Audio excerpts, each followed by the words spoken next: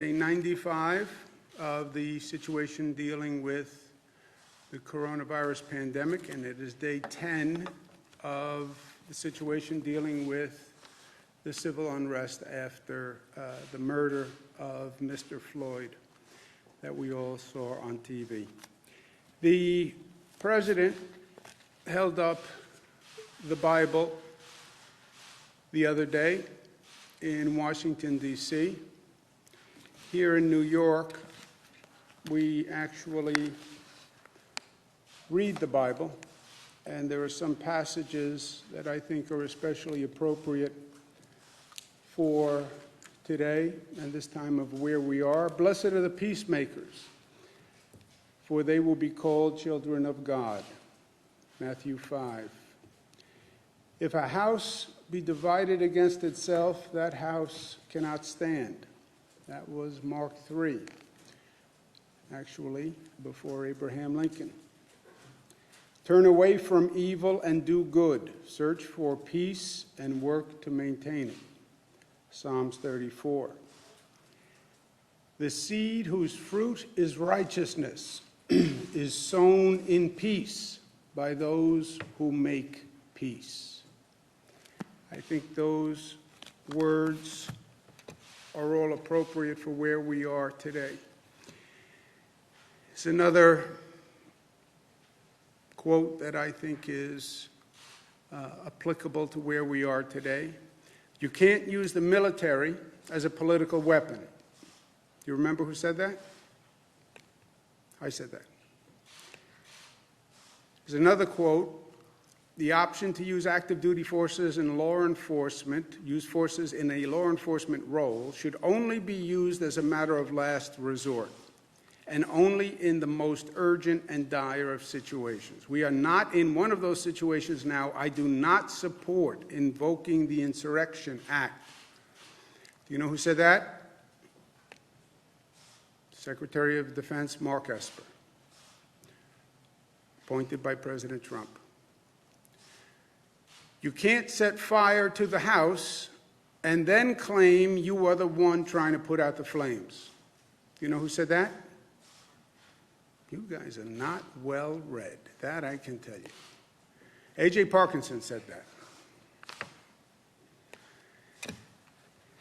Last night we had continued protests across the state, but there are two very different situations that are going on. And we have to keep them separate, and we have to address them as separate situations because they are night and day. One is protesting, and the other is looting. They are two very different situations. Some people choose to morph those two together. All the protesters are actually looters, and we should treat them as looters. That is not a fact. That is not the truth. That is not the reality of what is going on. There are people who are protesting, and there are people who are looting. Very, very different situations. The protesting is righteous indignation over Mr. Floyd's murder and systemic racism and injustice. And you listen to their point, I think they're right. You look at that Mr. Floyd's murder on television, and it is reprehensible. There is no police officer in this nation that would defend that. And people are appalled. And again, it's not the first time. You can't say, well, this is an isolated incident. Mr. Floyd was one in an ongoing series. Ahmaud Arbery, Breonna Taylor. You can go back to Rodney King. You can go back to Martin Luther King. There are dozens and dozens of the same case. Righteous indignation. It's more systemic racism. Righteous indignation. It's systemic injustice. Righteous indignation. Yes, but don't be violent, because when you are violent, you lose the righteous indignation. When you are violent, you play to the critics who want to say, oh, they're all violent looters. They're all a criminal element. And that actually defeats the righteousness of the message. Mr. Floyd was nonviolent. He was nonviolent against the police. The crime that they were possibly investigating was a nonviolent crime. Violence actually demeans the situation and loses the righteous indignation. And I would urge the protesters to respect the curfew, because the curfew is necessary because the police have a real job of policing, dealing with the looters. And the looting is criminal behavior, pure and simple. There's no righteousness, there's no message, there's no indignation. These are opportunists who see the police are busy dealing with the protesters, and they say, well, here's an opportunity to loot and to steal and to cause mayhem. That's all they are. This is criminal behavior, period, designed to create chaos. Well, there are anarchists in there also. Fine. It's all illegal behavior. And we will not allow our cities in this state to be in chaos. Period. Public safety is rule one. Maintaining order is rule one. It's not going to happen in the state of New York. We're not going to allow the looting that we've seen on videotapes, the chaos that we've seen. Period. The police must be empowered to keep order, stop the looting, and stop the criminal activity. Distinguish between the protesters and the looting. Yes, you have police action which is necessary to work with the protesters, but the police have to be there and be empowered to stop the looting and the chaos and the criminal behavior that people are trying to exploit this moment for their own selfish criminal purposes. And the police have to be able to do their job. And the police have to be supported in being able to do their job. I've sent New York State Police to cities to deal with these protests. They have to have the right numbers. They have to be empowered to do their job. And we've had protests again last night all across the state. I want to applaud the local police who have done a great job. I want to applaud the state police who have done a great job. The protests were mainly peaceful all across the state. And I want to thank all involved for keeping it that way, protesters included. New York City last night was much better. The protesters were mainly peaceful. The police officer had the resources and the capacity to do their jobs, and the results last night were much, much different than the night before, and that's what it's all about. And I think the people in New York City should feel much better today than they did after the night of looting. These are perilous times. There's a lot going on, and we have to understand what's going on and the difference among the issues that we're dealing with. You have the COVID crisis. You have the murder of Mr. Floyd, two very different situations, but both critical in and of themselves and both happening at the same time. It's then wrapped in an environment and a dynamic that is racially charged and politically charged. It makes it a very, very perilous time in this country. And we have to be careful. We have to be very careful because the consequences are steep on both sides of this equation. So leadership, good government, responsibility is more important than ever before, especially in these divided times. COVID-19 is still a real threat. We're still battling that. I know it's not on the front pages today, but it is still in people and in society. We're still battling that. That is going better than it has ever gone in New York. We have the lowest number of hospitalizations ever, and we have the lowest death toll ever. And God bless the people of New York for what they did. God bless the nurses and the doctors and the essential workers and the frontline workers, because they saved hundreds of thousands of lives in the state of New York. We have to remember what made us successful during COVID, that we're New York tough, but New York tough is multifaceted. It means New York smart. If you're going to protest, protest intelligently. Remember, the COVID virus is still out there. So protest intelligently. We're united. We're not black and white. We're not upstate, downstate. We're not red and blue. We are one state, one community. And we came together that way. We're disciplined in fighting this COVID. We're disciplined in having our right to protest, but doing it peacefully and in a way that respects law and order. And we are loving at the end of the day. Yes, we have issues. Yes, we have challenges. But we've shown how good we can be as a community and how much we respect one another and the sacrifice we're willing to make for one another. Let's keep that spirit that we developed over the past 95 days. Let's keep that going, because that is pure magic. If we stay united and we stay loving and we stay smart, we're going to handle all of these issues and we're going to be the better for it. We've overcome the greatest challenge that this state has faced in my lifetime with this COVID virus. This was the beast that we didn't know if we could beat. But so far, we've beaten it. We have to stay smart to make sure we control the beast. But we did it. We overcame.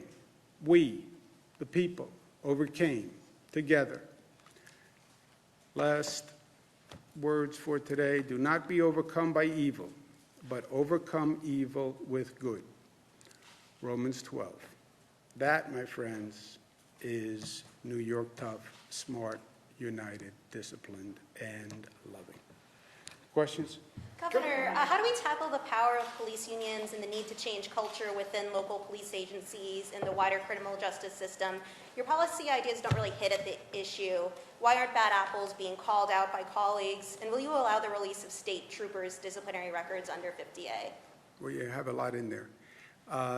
There are necessary reforms that need to be made. There's no doubt about that. That's, I hope, the positive legacy of the injustice that was done to Mr. Floyd. Many of those policies are already law in the state of New York.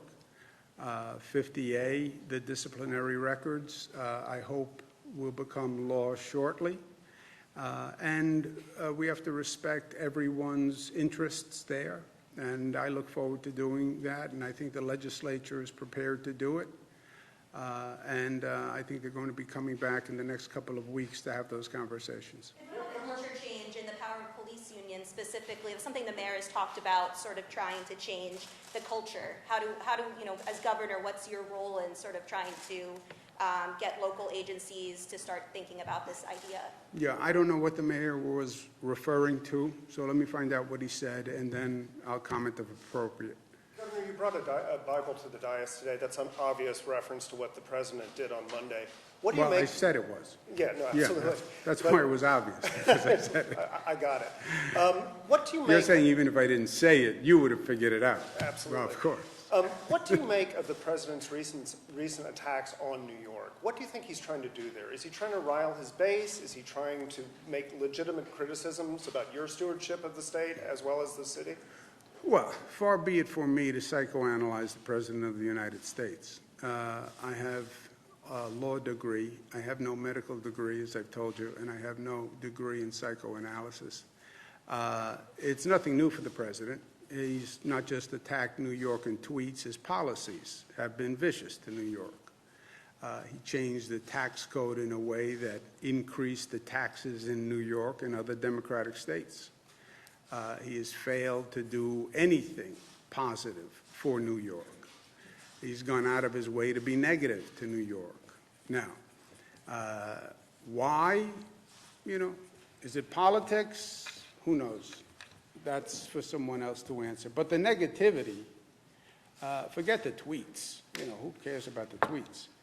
It's what he's done to the people of the state that bothers me. What he did with SALT, refusing to fund urgent transportation projects that hurt the entire Northeast, like the Hudson Tunnels, stopping the Second Avenue subway. I mean, all these egregious acts, kicking us out of the Trusted Traveler program with the DHS, Department of Homeland Security, just this punitive policy because they don't like that we won't give them the driver's licenses for undocumented people. So they punish us with the Trusted Traveler program. I mean, there's a whole, from day one in his administration, you have seen negative, hostile government acts. And then, by the way, the most recent refusal to fund state governments, which is negative to New York, but it's also negative all across the board. But you did praise some of his Corona action. Right? Yes, there have been good things, helping us with Javits and with the Army Corps of Engineers and the additional beds. That was very helpful. And look, I said from day one, I'm not playing politics with the president. When he does the right thing by New York, I say he did the right thing by New York. Well, Democrats don't like me to say that. It's the truth.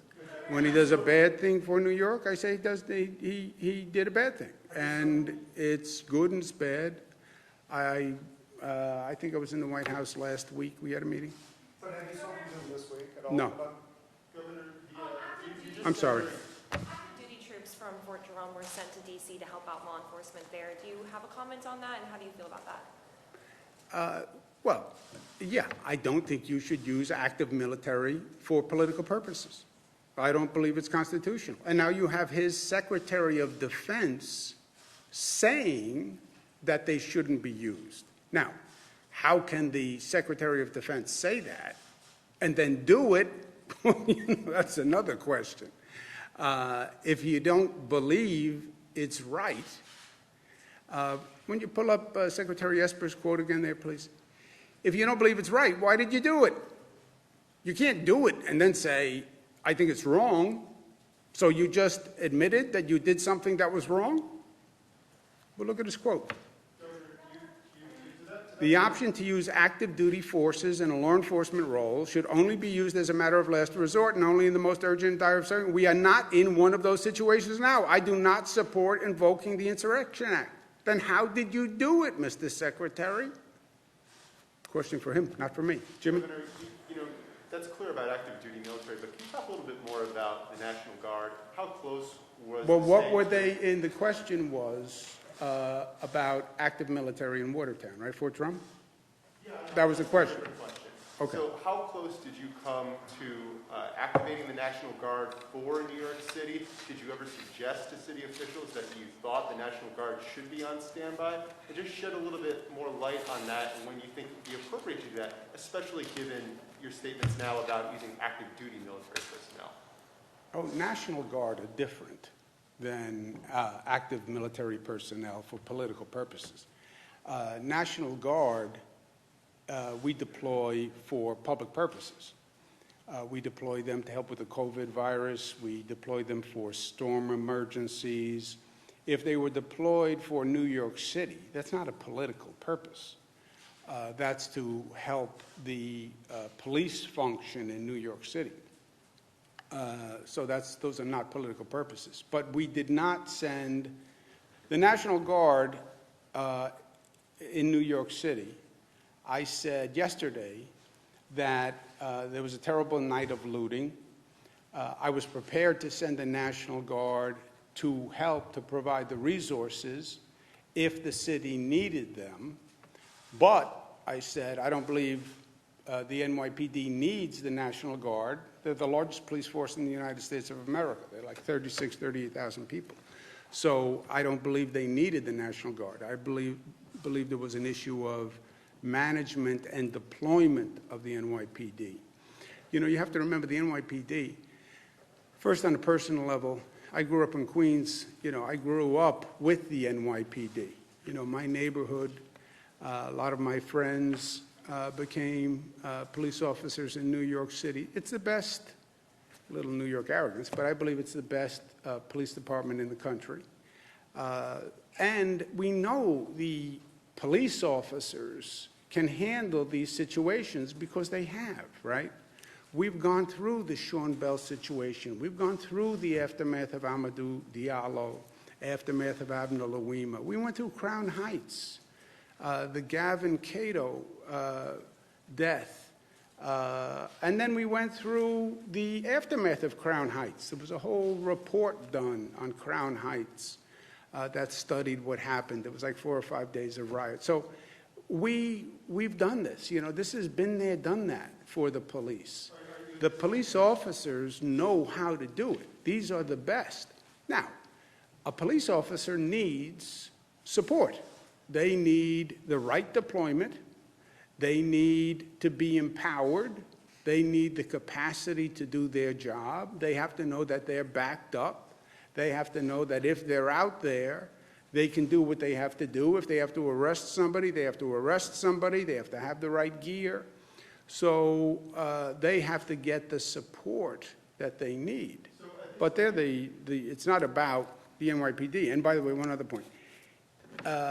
Forget everything else. It's about getting results, right? I'm here to get things done and make life better for people. We got results. Last night was a much, much better night than the night before. So it worked. We got results. Let's just remember what we did last night, and let's keep that going. Governor, the Rensselaer County executive is urging businesses there to ignore the phases and just suggesting to them that they open up right away if they so choose. And he's also starting a GoFundMe page to help pay fines if there were any fines. Do you have any response to that? Well, I don't think telling people to violate the law is a good idea. And somebody tells you to violate the law, that's not an excuse when you violate the law. So you still get the fine or whatever the penalty is for violating the law. You would still be liable. You would still get sued. And you will still be closed down. And you'll be penalized. And, you know, I can tell you, yeah, you should get up and assault Jesse. I think you should do that. Yeah, but you go to jail. Let's take one more.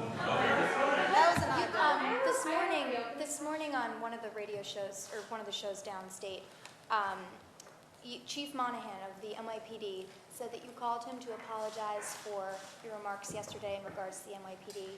Just wondering what that conversation was like when you spoke with the chief, and again, how did you come to that conclusion? Yeah, I make it very simple.